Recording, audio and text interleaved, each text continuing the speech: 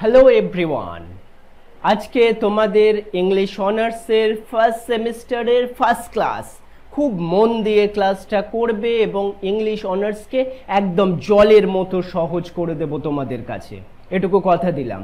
আজকে আমরা পড়ব আমাদের সিলেবাসের 5টা কবিতার মধ্যে ফার্স্ট পোয়েম, সেটা হলো টু অটম। টু অটম সম্পর্কে আজ আমরা জানবো। এটা আমাদের ইন্ট্রোডাকশন ক্লাস। পরবর্তী ক্লাসে আমরা কবিতা লাইন বাই লাইন জানবো এবং আমি প্রত্যেকটি কবিতা এইভাবে ইন্ট্রোডিউস করব তোমাদের কাছে। কবি সম্পর্কে বলবো, পাবলিকেশন হিস্ট্রি নিয়ে বলবো এবং এর সম্পর্কে একটা সংক্ষিপ্ত ধারণা দেব। সেই জন্য ক্লাসটা খুব মন দিয়ে করতে থেকো, একটুও অমনোযোগী হবে না। পুরো ক্লাসটা করলে গ্যারান্টি দিচ্ছি কোনো প্রবলেম থাকবে না এবং আমি পরবর্তী সময় প্রত্যেকটা কোয়েশ্চেন নিয়ে ইন ডিটেলস আলোচনা করব।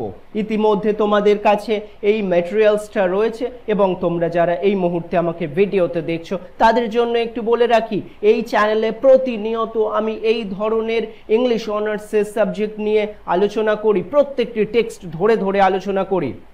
সুতরাং তোমরা সবে মাত্র নতুন ক্লাসে উঠেছো, তোমরা সবে মাত্র কলেজে ভর্তি হয়েছো, সেই জন্য তোমাদের বন্ধু বান্ধবকে, তোমার যদি মনে হয় এই চ্যানেলটি ইনফরমেটিভ তাহলে তাদেরকে এটি সম্পর্কে ইনফর্ম করো এবং লাইক শেয়ার করো অবশ্যই।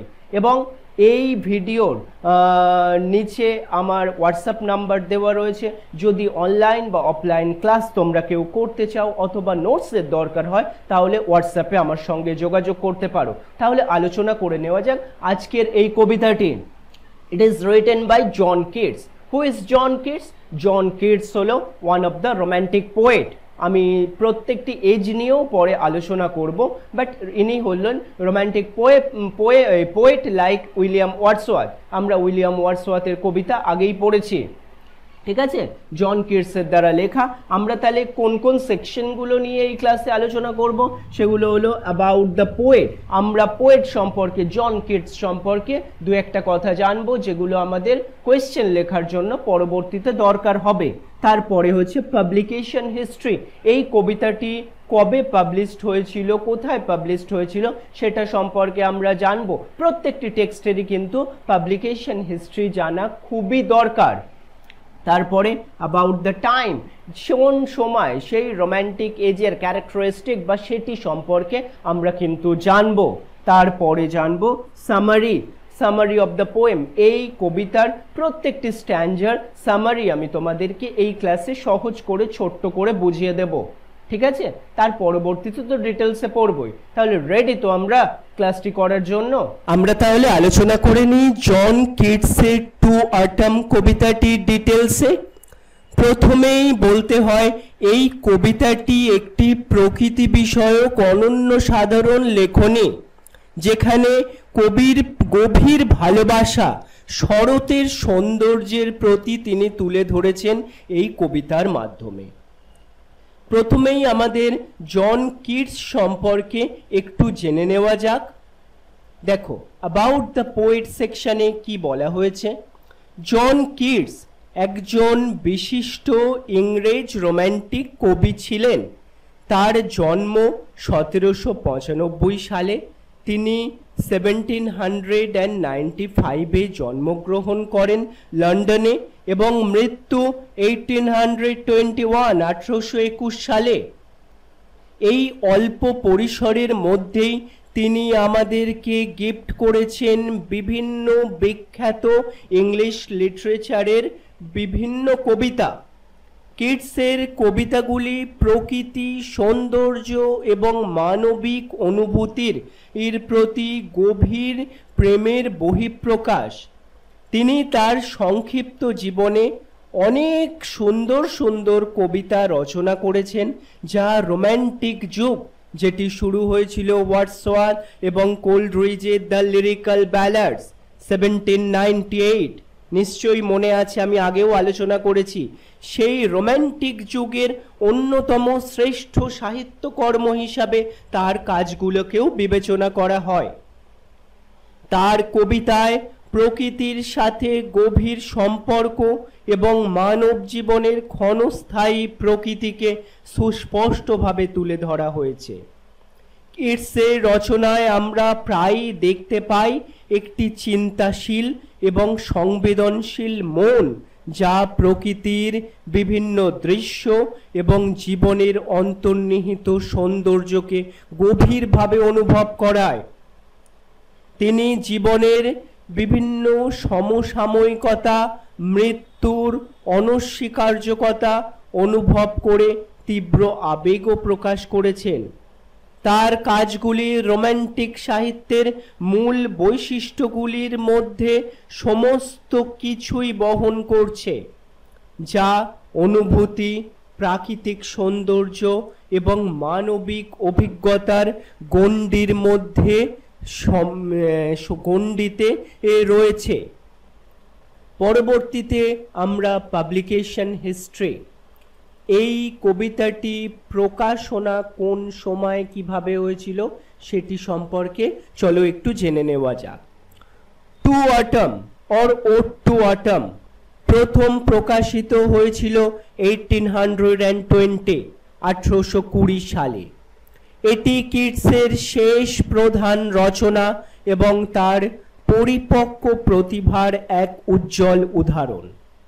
এই কবিতাটিতে কিটস তার জীবনের শেষ বছরগুলিতে লিখেছিলেন, যখন তিনি শরতের প্রাকৃতিক সৌন্দর্যে মুগ্ধ হয়েছিলেন। টু অটম কিটসের অন্যান্য কাজের মতোই জীবনের ক্ষণস্থায়ী প্রকৃতি এবং প্রকৃতির সৌন্দর্যের প্রতি এই অনুভূতি প্রকাশ করে। এই কবিতাটি প্রথম প্রকাশিত হয়েছিল লামিয়া ইসাবেলা সেন্ট অগাস্টেন্সের প্রাক্কালে এবং অন্যান্য কবিতা, ঠিক আছে, লামিয়া ইসাবেলা সেন্ট অগাস্টান অ্যান্ড আদার পোয়েমস নামক গ্রন্থে। কিটসের মৃত্যুর পর তার রচনাগুলি আরও বেশি জনপ্রিয়তা লাভ করে। এটি বিভিন্ন পোয়েটসদের সঙ্গেই হতে থেকেছে। সুতরাং তাদের জন্ম যখন তারা লিভ করছিলেন, যখন তারা বেঁচে ছিলেন, তখনকার থেকে মৃত্যুর পরে তাদের কবিতাগুলো অনেক বেশি জনপ্রিয়তা লাভ করে। কিটসও তার ব্যতিক্রম নয় এবং আজও তার এই কবিতাগুলো বিশ্ব সাহিত্যের মঞ্চে অত্যন্ত প্রাসঙ্গিক। তাই আজও আমাদের সিলেবাসের অন্তর্গত এই কবিতা। টু অটম তার এই কবিতাটি প্রকাশনার পর থেকে সাহিত্য সমালোচকদের দ্বারা প্রশংসিত হয়েছে। ক্রিটিক্সরা বিভিন্ন সময় এই কবিতাটির ভূয়সী প্রশংসা করেছে। এটি কিটসের কবিতার মধ্যে একটি সমস্ত কবিতার মধ্যে একটি প্রধান স্থান অধিকার করে রয়েছে।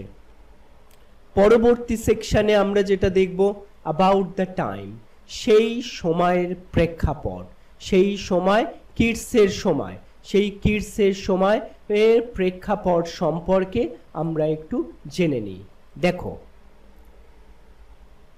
1800 দশকে সেই সময় ইউরোপের সমাজ এবং রাজনীতি, কোনো কবিতা পড়ার আগে তার ব্যাকগ্রাউন্ডটা জানা কিন্তু সেই সময় জানা একটু জরুরি, তাহলে তোমার কবিতাটা সম্পর্কে বুঝতে সুবিধা হবে।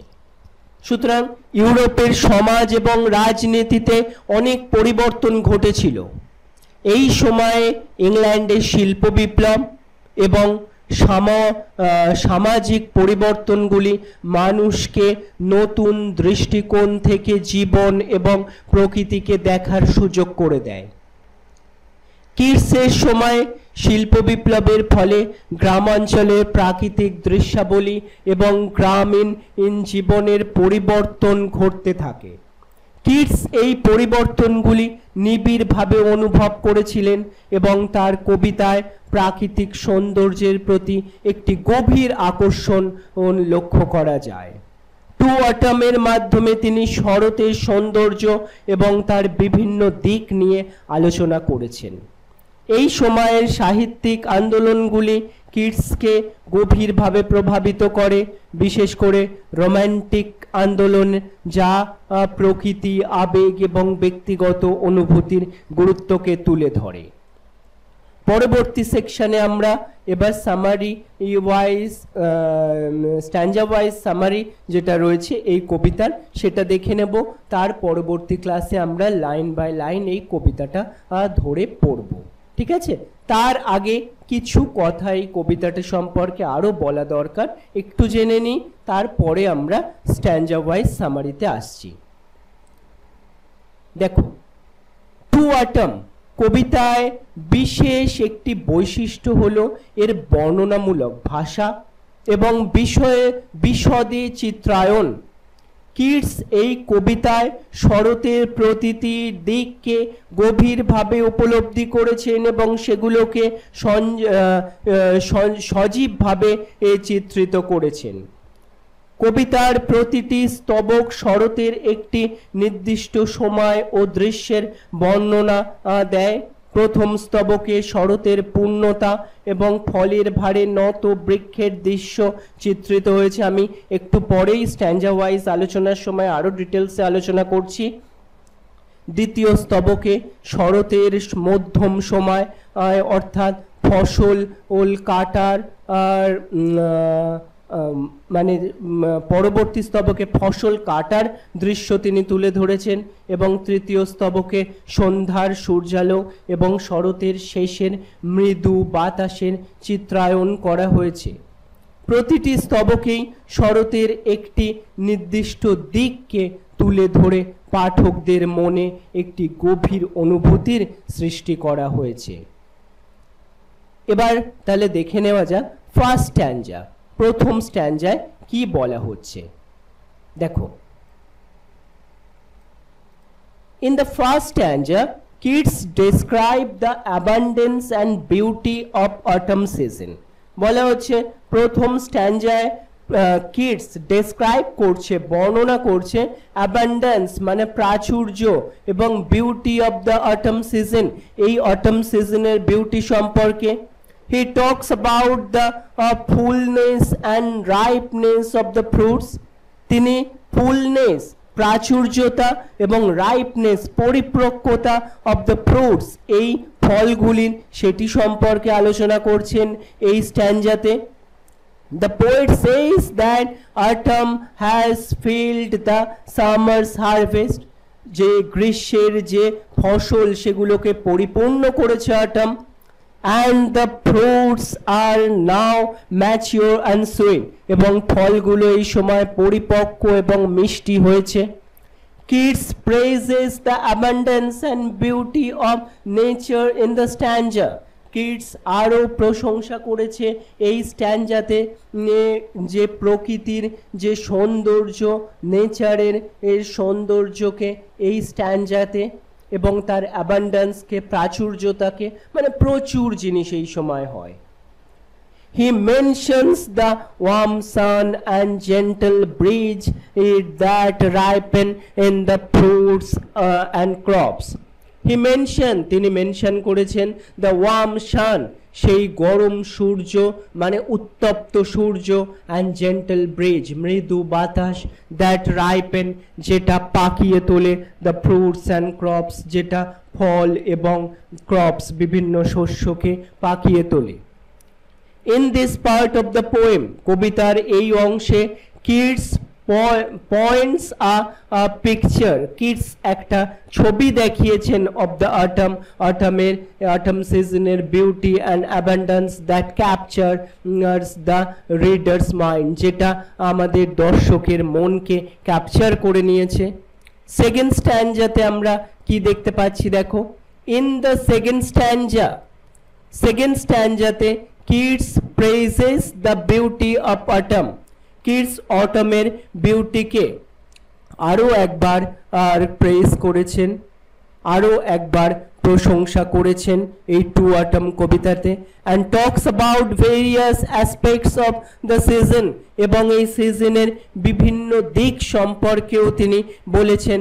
হি describes the present scenes of harvest work, তিনি হারভেস্ট ওয়ার্ক, শস্য ও যে ফলানো বা শস্য যে চাষ করার যে প্রসেস সেটাকে তিনি দেখিয়েছেন। দ্য পোয়েট সেজ, কবি আরও বলেছেন, that autumn brings joy and contentment.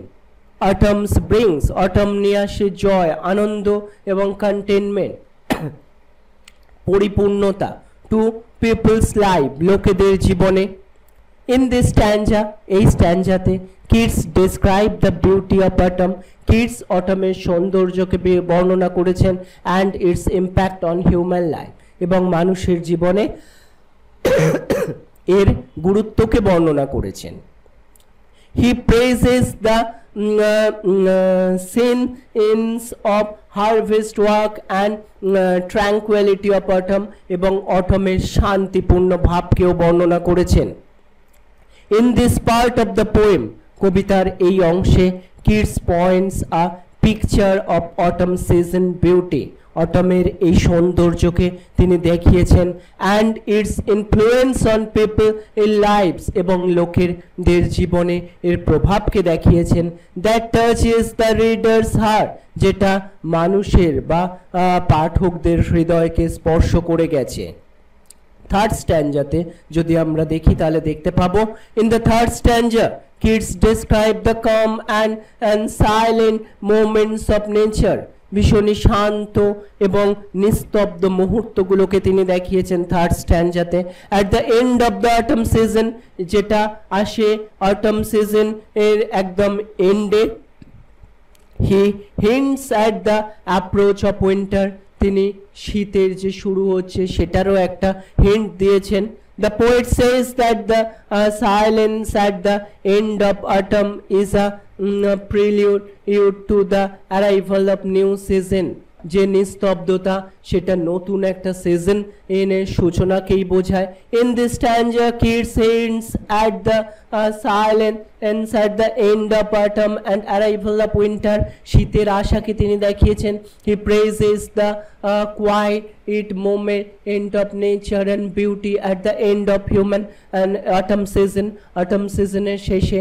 In this part of the poem kids paints a picture of the end of autumn, মানে একটা অন্তিম দৃশ্যের ছবি এঁকেছেন, that captivates the reader's mind, যেটা আমাদের রিডারদের মনকে আরো আকৃষ্ট করেছে। সুতরাং এটা ছিল জন কিটসের এই টু অটম কবিতার একটা ইন্ট্রোডাক্টরি ক্লাস। পরবর্তী ক্লাসে আমরা প্রত্যেকটা line by line, word by word discussion করব। পরবর্তী ক্লাসের জন্য তাহলে অপেক্ষা করো। Good by.